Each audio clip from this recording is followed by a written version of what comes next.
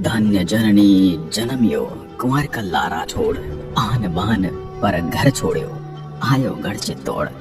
मैं कल्ला जी राठौड़ बोल रहा हूँ। मैं हूँ जिसे दो सिर व चार हाथों का देवता कहा जाता है। मैंने ही जयमल के घायल होने पर उनको अपने कंधे पर बिठाकर अकबर की सेना के साथ युद्ध लड़ा था। मैं वही हूँ जिसे आज भी एक लोक देवता के रूप में पूजा जाता है। मैं वही कल्ला राठौड़ हूँ जिसने अपनी मातृभूमि की रक्षा के लिए वरमाला डालकर अपनी नववधु को छोड़कर लौटाया। मैं वही हूँ जिसका सर धड़ से अलग होने के बाद भी लड़ता रहा और मेरा धड़ करीब 180 मील दूर रनेला पहुंचा। चित्तौड़गढ़ दुर्ग में भैरव पोल के यहाँ आज भी मेरी छतरी बनी हुई है। अगर मेरे जन्म दिवस की बात करूं तो मेरा जन्म विक्रम संवत 1601 ईस्वी में मारवाड़ रियासत के प्रसिद्ध मेड़ता नगर में हुआ था। मेरे बचपन का नाम केसर सिंह था। मेरे पिता का नाम राव अचल सिंह था, जो कि सामियाना जागीर के राव थे। मेरे पिता की मृत्यु के बाद मेरा लालन पालन मेरे ताऊ जी उमेद सिंह ने किया। कल्ला जी की पत्नी का नाम कृष्णा जी था। मारवाड़ की भूमि जन्म में बचपन से ही सर्वगुण संपन्न था। श्री कृष्ण के परम भक्त मीराबाई जी के वंश में जन्म लेना ही मेरे लिए एक सौभाग्य की बात थी। उसी वजह से मैं हर समय लोक कल्याण हेतु सदैव तत्पर रहता हूँ। मीराबाई जी मेरी बुआ जी लगती थी। दंत कथा और इतिहास में दर्ज तथ्यों की माने तो मेरी माता का नाम श्वेत कंवर जी था। वह परम शिव भक्त थी। उन्होंने कड़ा तप करके भगवान शिव और पार्वती जी को प्रसन्न किया था और वरदान स्वरूप आशीर्वाद के रूप में मुझे पाया था। अब मैं आपको मेरे अस्त्र शस्त्र और शिक्षा दीक्षा का परिचय करा देता हूँ। मैं बचपन से ही तलवार चलाने में निपुण था। मैंने तीर कमान, भाला और ढाल की उत्तम शिक्षा प्राप्त की थी। मैंने अश्वारोहण और पैदल युद्ध की शिक्षा दीक्षा भी ग्रहण की थी। मुझे बचपन से ही प्रसिद्ध योगी भैरवनाथ जी से सामान्य शिक्षा के साथ योगाभ्यास, औषध विज्ञान तथा अस्त्र शस्त्र संचालन में रुचि थी। मेरी कीर्ति संपूर्ण भारतवर्ष में फैल गई।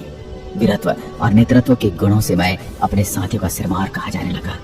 उस वक्त दिल्ली पर मुगल बादशाह अकबर का शासन था और उसकी नजर मारवाड़ पर पड़ चुकी थी।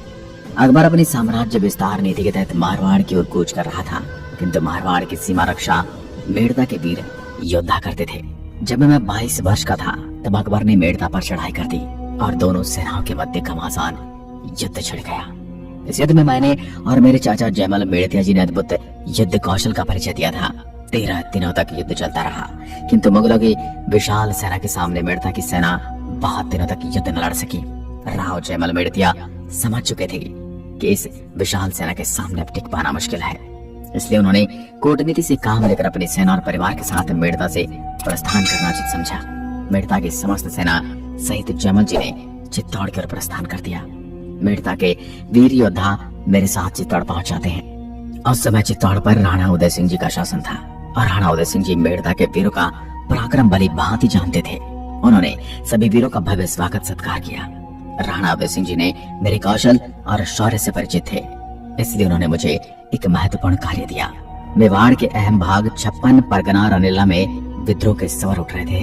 राणा उदय सिंह ने मुझे वहां शांति कायम करने हेतु भेजा और सुचारू रूप से शासन चला सके इसलिए मुझे रनेला का जागीरदार घोषित कर दिया। मैं अपने राज्य की जनता का दुख दर्द प्रतिदिन सुनता उनका निवारण करने लगा।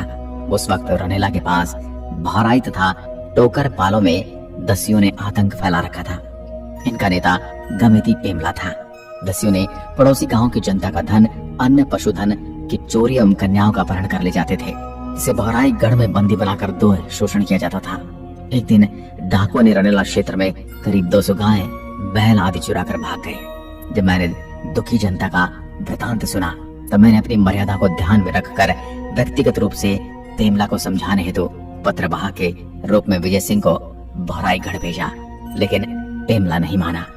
मैंने अपने राज्य की जनता को पेमला के आतंक से मुक्त कराने के लिए भौराईगढ़ पर सेना से चढ़ाई कर ली। इस युद्ध में स्वयं मैं, तेज सिंह, विजय सिंह, रणधीर सिंह आदि कई रनेला वासियों ने भाग लिया। इस युद्ध में स्वयं कृष्णकांत वीरवेश धारण कर बहिन चपला सहित सेना के साथ लड़ाई लड़ रही थी। मेरे सेनापति रणधीर सिंह ने पेमला का सिर धड़ से अलग कर दिया। पेमला 4000 दस्युओं और 500 राजपूतों की बलि लेकर रणचिंडी की तरफ हुई। इस प्रकार मैंने अपने राज्य की प्रजा को पेमला दस्यु से रक्षा की। भौराईगढ़ विजय के फलस्वरूप महाराणा उदय सिंह ने मुझे भराई और टोकर क्षेत्र व सेनापति रणधीर सिंह को पेमला का सिर काटने के लिए राठौड़ा ग्राम पुरस्कार स्वरूप दिया गया। इस प्रकार मैंने 56 तरह के राव की उपाधि धारण की।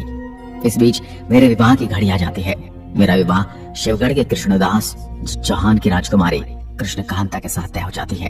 कुछ समय पश्चात ही कुंवर मैं विवाह की निश्चित तिथि के दिन विवाह के लिए बारातियों सहित शिवगढ़ प्रस्थान करता हूँ। मैं दूल्हे की वेशभूषा धारण कर, सिर पर मोड़ बांधकर, ढोल नगाड़ों की धूमधाम के साथ अश्व पर सवार होकर बारात शिवगढ़ लेकर पहुंचता हूँ। जब तोरण के मंगलमय समय पर मैं तोरण छेद के लिए तलवार उठाता हूँ, तभी मेवाड़ के सैनिक रण निमंत्रण लेकर आते हैं और कहता है चित्तौड़ पर अकबर ने विशाल सेना के साथ आक्रमण कर दिया है। चित्तौड़ पर संकट है। महाराणा और राव जयमल ने मेवाड़ की रक्षा के लिए युद्ध में तुरंत बुलाया है। महाराणा का बीड़ा ग्रहण कर कर्तव्य, स्वाभिमान और मातृभूमि की पुकार सुन तोरण पर उठी तलवार पुनः खींच विभव सुख रूप सी राजकुमारी के ब्याह को छोड़कर मैं राजकुमारी कृष्णकांता से वरमाला ग्रहण कर राजकुमारी को पुनः आकर मिलने का वचन देकर सेना सहित चित्तौड़ प्रस्थान कर जाता हूँ। मैंने वचन दिया था मैं चाहे जो हो लेकिन मिलने जरूर आऊंगा। अकबर के आक्रमण की सूचना महाराणा उदय सिंह को युद्ध से पूर्व उनके पुत्र शक्ति सिंह से प्राप्त हो चुकी थी, जिस कारण महाराणा उदय सिंह ने बदनौर राव जयमिल मेड़तिया को दुर्गाध्यक्ष और सेनाध्यक्ष नियुक्त कर दुर्ग की रक्षा का संपूर्ण भार उन्हीं को सौंप दिया था। महाराणा उदय सिंह कुंभलगढ़ के सुरक्षित महलों में चले गए। जब अकबर को पता चला कि किले में राणा उदय सिंह नहीं है, तो उसने जयमल को एक संदेश भिजवाया कि आपको मेड़ता का राज वापस कर दिया जाएगा। आप चित्तौड़ को हमें देकर अपने राज्य में वापस चले जाओ। लेकिन जयमल ने उनकी वापसी में बहुत करारा जवाब दिया था। है गढ़ मारो मैं हूँ धनी, असुर फिरे किम आण, कुचा जू त्रिकूटरी दीदी मने दीवान। यानी कि गढ़ मेरा है और एक लिंग जी के दीवान मेवाड़ के राजा किले की चाबी मुझे देकर गए हैं, इसलिए जब तक मैं जिंदा हूँ किले में कोई दुश्मन नहीं प्रवेश कर सकता। इसके बाद अकबर ने उनको थोड़ा और लालच दिया और मेड़ता के साथ आपको नागौर भी देने के लिए तैयार हूँ, आप चित्तौड़ छोड़कर चले जाइए। पर इस पर जयमल ने वापस जवाब दिया, भूख न मिटाए मेड़ तो और न मिटाए नागौर, रजवट भूख अनोखड़ी मरिया मिटाए चित्तौड़। यानी कि न मेरी भूख मेड़ता से मिटने वाली है और न ही नागौर से। यह राजपूत की वीरता की भूख है जो मेरे मरने के बाद ही मिटेगी। इसके बाद अकबर के पास कोई विकल्प नहीं बचता और वो लगातार अपनी तोपों से चित्तौड़ पर आक्रमण करने लगता है। वो दिन में चित्तौड़ की दीवार तोड़ता, लेकिन रात में जयमल उस दीवार को वापस चुनवा देते। एक रात जब जयमल वापस दीवार को चुनवा रहे थे, तब अकबर ने देख लिया और अपने संग्राम नामक बंदूक से जयमल को गोली मारता है, जिससे जयमल घायल हो जाते हैं। दुर्ग में सेनाध्यक्ष जयमल के घायल होने के शोक की लहर छा जाती है। जब बादशाह ने देखा कि किला आसानी से प्राप्त नहीं होगा, तो उसने सुरंगे और साबत यानी जमीन में ढके हुए मार्ग जिससे सेना किले की दीवार तक पहुंच सके बनवाना आरंभ कर दिया। सुरंगे तलहटी तक पहुंच गई और उनमें 80 मन और दूसरी में 120 मन बारूद भरी गई।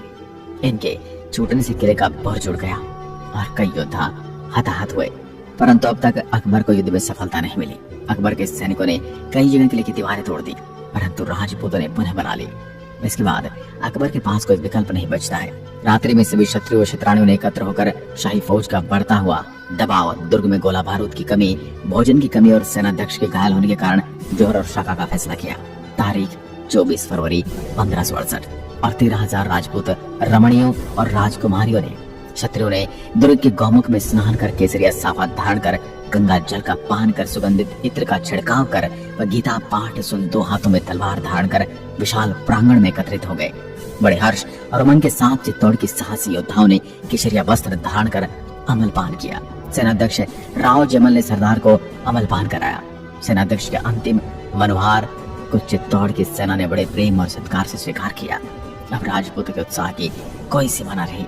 इस युद्ध में घायल सेनापति जयमल को लड़ते लड़ते युद्ध में वीरगति प्राप्त करने की इच्छा थी, लेकिन गोली जयमल की जांग में लगी थी। युद्ध करना तो दूर वो चलने फिरने में मजबूर हो गए थे। तब मैंने काका जयमल जी की पीड़ा को दूर करने के लिए अपनी पीठ पर बैठाकर युद्ध करने का फैसला किया। 25 फरवरी 1568 की सुबह राजपूतों क्षत्रियों ने 2 हाथों में तलवार धारण कर और मैंने अपने 60 साल के काका जयमल जी को अपनी पीठ पर बैठाकर उनके दोनों हाथों में भवानी धारण कर मुगल सेना पर भूखे शेर की तरह टूट पड़े। किले के विशाल कपाट खोलकर आक्रमण कर दिया। जयमल पत्ता और ईश्वर दास आदि अपने प्राणों के मोह छोड़कर अपनी दोनों भुजाओं से तलवार चलाते हुए देशभक्त शूरवीर सैनिकों में शत्रु के साथ शत्रु दल पर भूखे शेर की भांति महाकाल बनकर टूट पड़े। शत्रु ने जय एक रिंगनाथ जय महादेव के नारों के साथ कई मुगलों को मार डाला। वहीं मीरा और बीरबल जयमल जी का चतुर्भुज रूप रणभूमि में कहीं भी गुजरता वहीं वो शत्रु सेना का मैदान साफ हो जाता। ये देख शत्रु सेना मैदान से भागने लगे।